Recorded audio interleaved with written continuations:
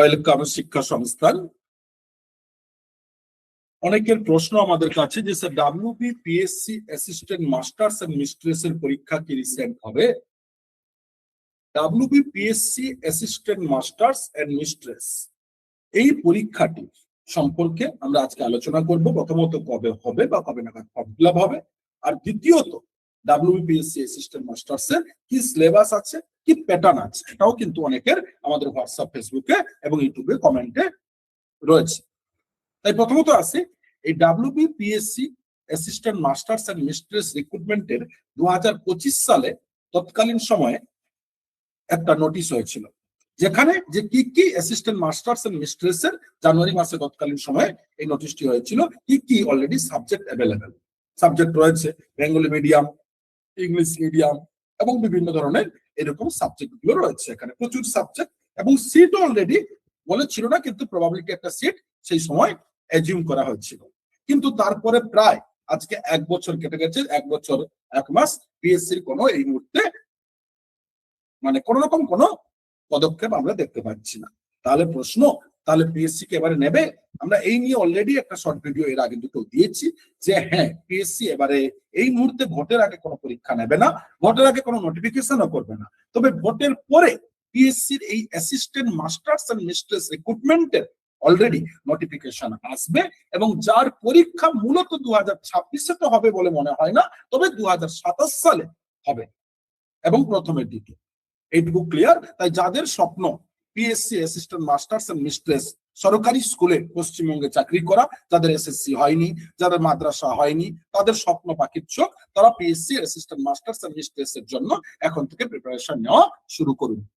দ্বিতীয় বিষয় ছিল যে স্যার এই পিএসসি স্কুলে অলরেডি আমরা কারা কারা এলিজিবল হবে না। মূলত যেটা থাকে পিএসসির এজ লিমিট, যে জেনারেল ক্যান্ডিডেট মূলত যে বছর ফর্ম ফিল আপ হবে তার কিন্তু 1 জানুয়ারির মধ্যে, মানে যদি 2026 সালে ফর্ম ফিল আপ হয় তাহলে 1 জানুয়ারি 2026 এর মধ্যে তার বয়স হবে কত? জেনারেল ক্যান্ডিডেট হলে 36 বছর এবং এসসি এসটি যারা থাকে তাদের 5 ইয়ার্স, মানে হচ্ছে 41, 41 বছর।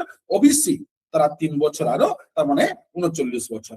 অর্থাৎ এসএসসির মতন আপারের মতন 40 বছর, সিএসসির মতন নয় কিন্তু জেনারেল ক্যান্ডিডেট, এখানে কিন্তু 36 বছর। এবং সেটা কিন্তু কি বললাম 26-এ ফর্ম ফিল আপ হলে 2026 সালে 1 জানুয়ারি 26-এর মধ্যে হতে হবে। তার মানে যাদের এর মধ্যেই হচ্ছে তারা অ্যাপ্লাই করতে পারবেন। সাধারণত এই পরীক্ষার ধরন এবং সিলেবাস কি না, মূলত লিখিত পরীক্ষা হয় একটা এবং ইন্টারভিউ। এই লিখিত পরীক্ষা মূলত 100 নম্বরের হয়, যেটা এর আগেও হয়েছে, এবং সেটা মূলত কি না 1 ঘন্টা 30 মিনিট। তবে কিছু কিছু বিষয়ের জন্য অলরেডি 3 ঘন্টাও থাকে। বিষয়গুলো যেমন ইংরেজি, ইতিহাস, ভূগোল, এরকম প্রচুর বিষয় থাকে। এবারে কোশ্চেন কি না এমসিকিউ ফরম্যাটে এবং ওএমআর সিট, কোন রকম কিন্তু সিবিটি কম্পিউটার বেসড এক্সাম নয়, ওএমআর সিট এমসিকিউ বেসড।